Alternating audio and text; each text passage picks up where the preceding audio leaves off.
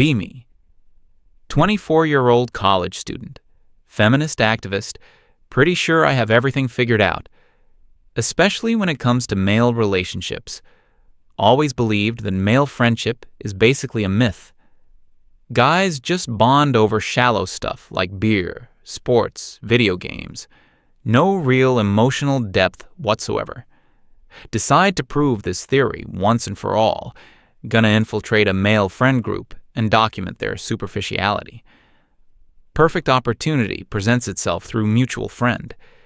Introduces me to group of 4 guys. Ethan, 25, the party organizer type. Noah, 24, quiet and reserved, seems like he's going through something. Benjamin, 25, the wise one who always seems to read people well. Charlie, 26, gamer with sharp humor, always ready with a joke. This is gonna be easy. Start my experiment by becoming one of the boys. Spend weeks learning their language and interests. Memorize gaming terminology, watch sports highlights, study their humor patterns and conversation topics. Initially, they're suspicious of me joining their group, can tell they're not used to having a girl around, but slowly they warm up to my presence. Start including me in their regular hangouts. Perfect chance to gather evidence for my theory. Keep detailed diary entries about every interaction. Document what I see as proof of emotional shallowness. Write things like, spent 3 hours debating best Dota characters, 0 personal talk, or Ethan made fun of Noah's gaming skills, didn't even ask how he's doing. Feel vindicated every time they talk about surface-level stuff. This is exactly what I expected from male friendships. Just a bunch of guys avoiding real emotional connection, hiding behind jokes and shared activities. But then something weird starts happening. Notice small details that don't fit my theory. One evening, Charlie doesn't show up to our usual meetup.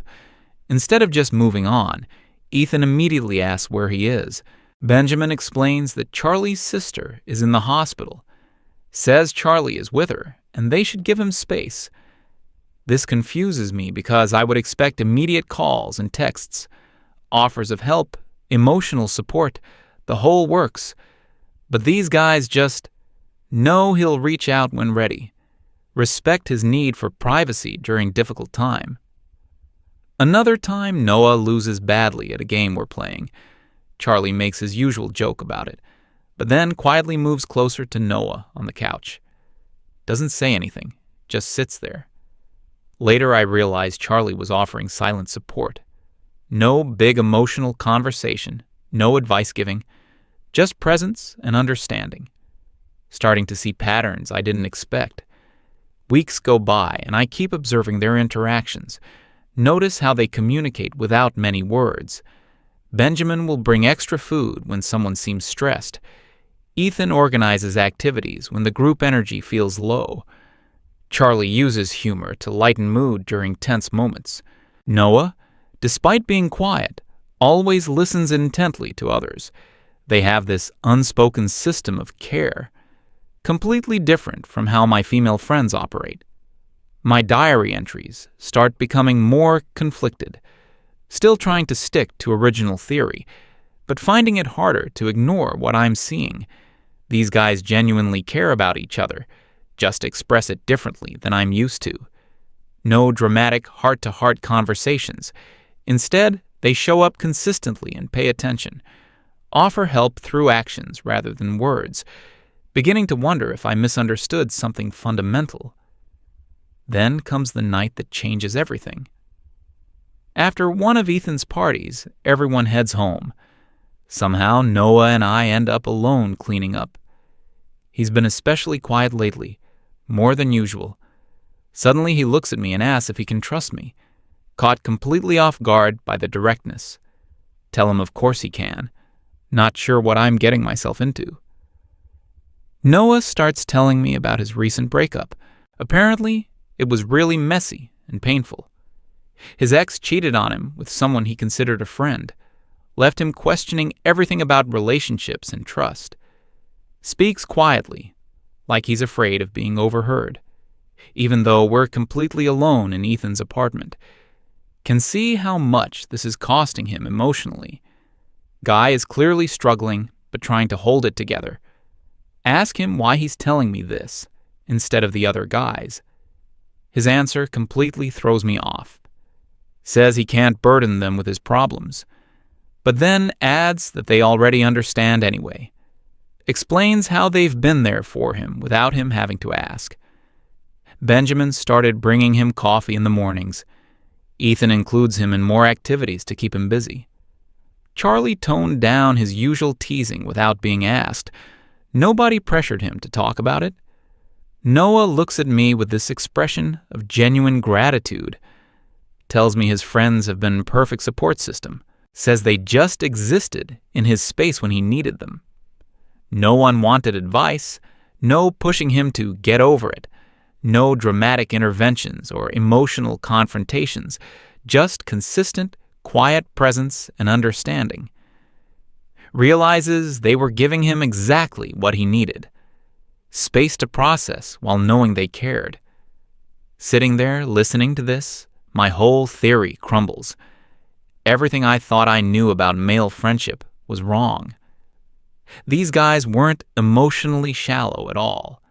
They had deep connections, just expressed differently. Their support system was actually more sophisticated than mine. They read each other's needs without constant verbal communication, provided help without making it about themselves, respected boundaries while still offering care. Should have kept this conversation private, should have honored Noah's trust in me. But my feminist activist brain kicks into overdrive. Convinced myself this story proves my point somehow, that Noah's friends were actually failing him by not forcing him to talk through his feelings. Decide this is perfect evidence for my research. Next day, I share the whole story in my women's group chat. Tell them about Noah's breakup and how his friends handled it. Frame it as example of toxic masculinity. Argue that his friends were being emotionally unavailable. Claim they were abandoning him in his time of need. Suggest their silent support was actually neglect. Use his personal pain as ammunition for my theory. Go into detail about his relationship trauma. Discuss his trust issues and emotional vulnerability. Analyze his friends' responses as inadequate. Present myself as the only one who really listened to him. Make it sound like I was providing better support than his actual close friends were giving him. Feel justified in my interpretation of events. Think I'm helping other women understand male behavior. One of my friends knows Noah's brother from work. She mentions the story to him in casual conversation. Doesn't mean any harm, just sharing what she heard. But stories have a way of spreading and changing. Details get distorted as they pass from person to person. Emotional context gets lost in the retelling. Soon, half the town knows about Noah's private business. Noah's brother calls him asking about the breakup. Noah is confused because he never told his family. Realizes the information must have come from somewhere else. Starts putting pieces together about who he confided in. Figures out that I must have betrayed his trust. Word gets back to Ethan, Benjamin, and Charlie. They're absolutely furious about the violation. Few days later, get text from Ethan about group meetup. Shows up expecting normal hangout session. Immediately sense the tension in the room. All 4 guys are there, but atmosphere is completely different. No jokes, no casual banter, no welcoming energy. They're all looking at me with expressions I can't read. Realize something has gone very wrong. Benjamin speaks first, voice colder than I've ever heard. Asks me directly if I shared Noah's personal story. Try to deny it at first, then realize lying won't work. Admit I talked about it with my friends. Attempt to justify it as trying to understand male psychology. Explain my feminist perspective on their support methods. Argue that I was trying to help Noah by analyzing the situation. Charlie interrupts me with bitter laugh. Says I turned Noah's pain into entertainment for my friends. Ethan adds that I violated trust in worst possible way. Benjamin just stares at me with disappointment, tells me they welcomed me into their group, treated me like family, included me in everything, and I repaid them by betraying their most vulnerable member. Try to defend my actions, explain my research goals, tell them I was studying male friendship patterns, mention my theory about emotional unavailability, suggest they weren't really helping Noah effectively, argue that talking through problems is healthier, insist I was trying to prove important sociological point. Every word makes their expressions harder. Noah hasn't said anything this whole time, just sitting there looking completely broken, not angry like the others, just defeated. Finally looks up at me and speaks quietly. Says he thought I was different from other people. Believed I would keep his secrets safe. Tells me he trusted me because I seemed to understand. Now realizes I was just using him for some experiment. The weight of what I've done finally hits me. Noah wasn't just sharing gossip or casual information. He was opening up about his deepest pain and vulnerability. Trusted me with something he couldn't even tell his family, and I immediately turned it into content for my group chat. Treated his emotional trauma like research data, violated his privacy for the sake of proving a point. Ethan stands up and tells me to leave. Says I'm no longer welcome in their group. Benjamin adds that I destroyed something precious. Explains that their friendship worked because of trust and respect. Claims I proved I understand neither concept. Charlie doesn't even look at me, just shakes his head. Noah still won't make eye contact. Gather my things and head for the door. Try one more time to explain my perspective. Tell them I was trying to help by bringing outside viewpoint. Suggest they should be more open about emotions. Argue that my research could benefit other men. Insist my intentions were good even if execution was flawed. They just stare at me until I stop talking. Walk home alone, thinking about what just happened. Realize I didn't just lose access to their friend group, actually destroyed something real and valuable. Noah trusted me with his most vulnerable moment, and I weaponized it against the people who cared about him. His friends weren't failing him. They were protecting him, giving him space to heal while staying close enough to help. Spend days replaying conversations in my head. Remember all the small gestures I dismissed as meaningless. Benjamin bringing coffee, Ethan organizing activities, Charlie adjusting his humor, Noah listening carefully.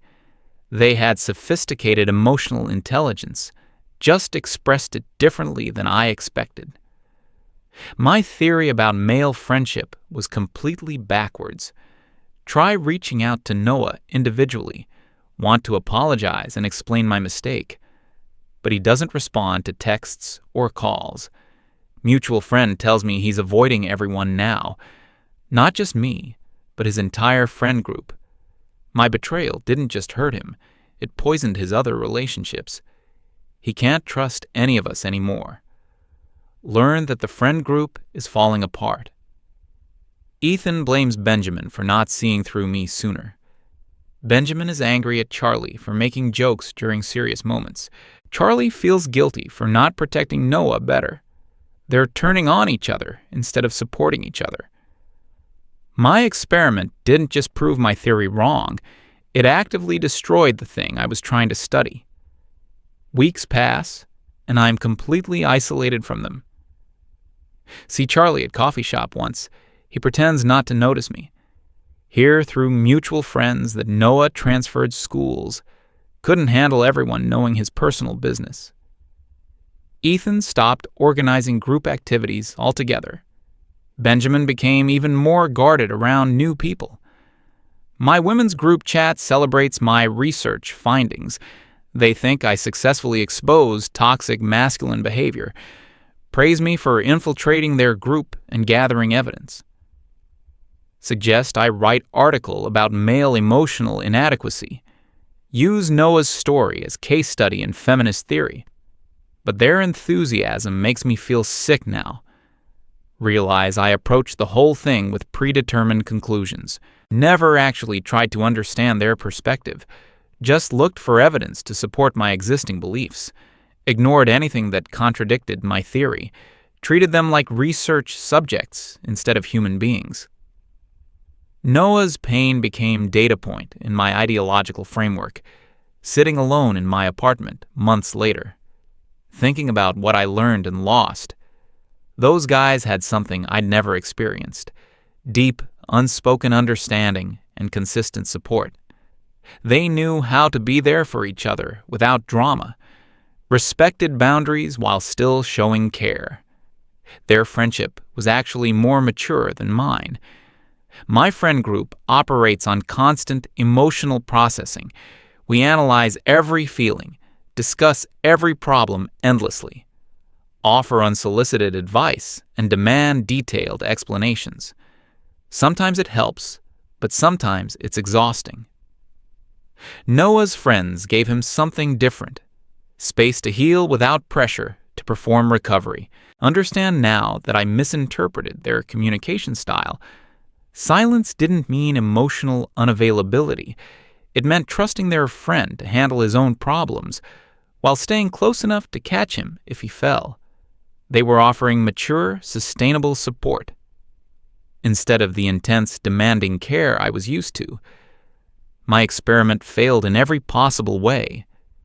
Not only did I fail to prove male friendship was shallow, I actually destroyed an example of deep, healthy connection, betrayed someone's trust in the process, caused pain to multiple people who welcomed me, lost opportunity to learn something valuable about relationships.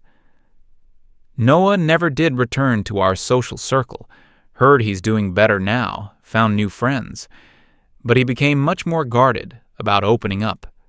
My betrayal taught him not to trust so easily, damaged his ability to form vulnerable connections, took something beautiful and innocent out of the world. Other guys eventually reconciled with each other, but their dynamic was never quite the same. They became more careful about who they let in, less spontaneous in their trust and openness. My presence had contaminated their safe space, made them question their own judgment about people, sometimes wonder what would have happened differently if I had approached them with genuine curiosity instead of judgment, if I had respected Noah's confidence and kept his secrets. Might have learned valuable lessons about different types of emotional support, could have been part of something special instead of destroying it, might have challenged my assumptions through experience rather than theory. Instead, I'm left with the knowledge that I was completely wrong. Male friendship isn't a myth or a shallow substitute. It's just a different way of creating deep emotional bonds, based on consistency, respect, and unspoken understanding. They don't need constant verbal processing to care deeply. Their love shows up in actions rather than words. My feminism taught me to be suspicious of male behavior, to assume the worst about their emotional capabilities, to interpret their silence as evidence of inadequacy. But I was applying my own cultural standards to their relationships, demanding they perform care in ways that felt familiar to me. Instead of trying to understand their actual methods, realize now that diversity in emotional expression is valuable. Both approaches have strengths and weaknesses. Constant processing can be healing, but also draining. Quiet support can be sustaining, but sometimes insufficient. The key is matching support style to individual needs. Noah's friends knew exactly what he needed. Wish I could go back and handle everything differently. Approach their friendship with respect instead of skepticism. Honor Noah's trust instead of exploiting his vulnerability. Learn from their example instead of trying to prove them wrong. But some mistakes can't be undone. Some trust, once broken, can't be repaired. My research taught me the opposite of what I intended to prove. Male friendship is real, complex, and valuable. Just because it looks different doesn't mean it's inferior. My academic theories couldn't capture the reality of human connection. Lived experience trumped ideological assumptions every time. I was the shallow one, not them. Years later, I still think about that group sometimes. Wonder if Noah ever learned to trust people again, whether the other guys found their way back to easy intimacy. If they remember me as cautionary tale, or just forget I existed. Hope they've managed to rebuild what I helped destroy. Wish I could apologize for the damage I caused.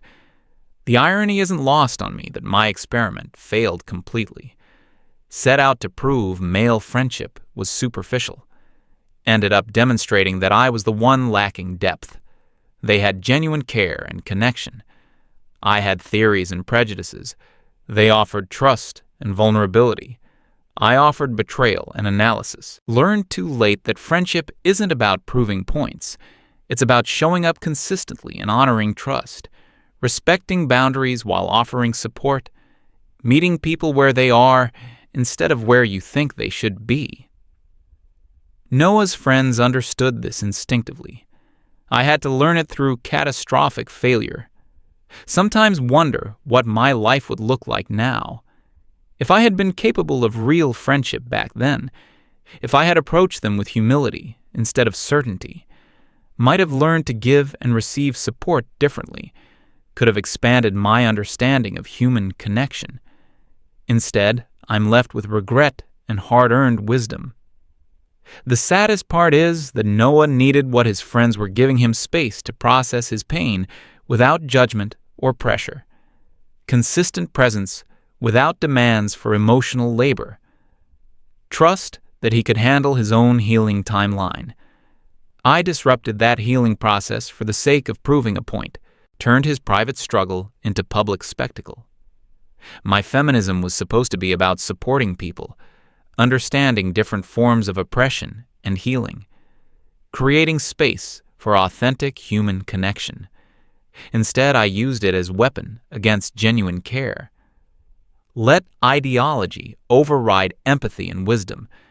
Became the kind of person I thought I was fighting against. Realize now that true allyship requires listening and learning, not imposing my own framework on other people's experiences. Noah and his friends had something beautiful. I saw it as problem to be solved instead of gift to be honored. My need to be right was stronger than my desire to understand. Cost everyone involved something precious. Be me, sitting alone with this story, knowing I was the villain all along, destroyed something I claimed to care about, proved myself wrong about everything I believed, learned the hard way that friendship requires humility, and trust is more fragile than theories. And I realized the real friendship was the bonds I destroyed along the way.